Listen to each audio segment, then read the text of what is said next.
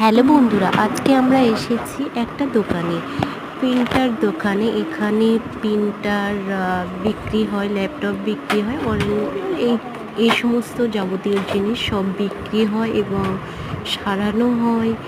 আর খুবই সুন্দর এখানে সব কিছু কাজ করেন এনারা। তো আমরা 2.5 ঘন্টা টোটোতে করে এখানে এসেছি। আমার খালা শাশুড়ির বাড়ির কাছেই বাড়ি।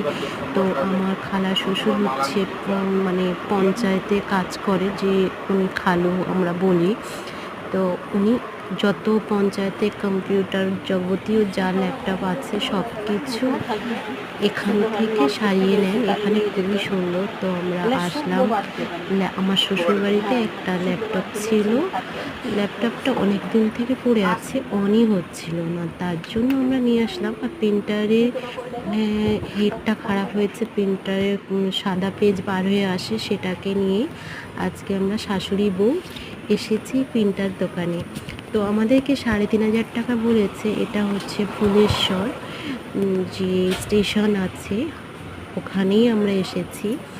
তো আড়াই মানে 3.5 এরকম বলেছে, শুধু সারিয়ে দেবে দুটো মিলিয়ে। তো আমাদেরকে 1 সপ্তাহ টাইম দিয়েছে।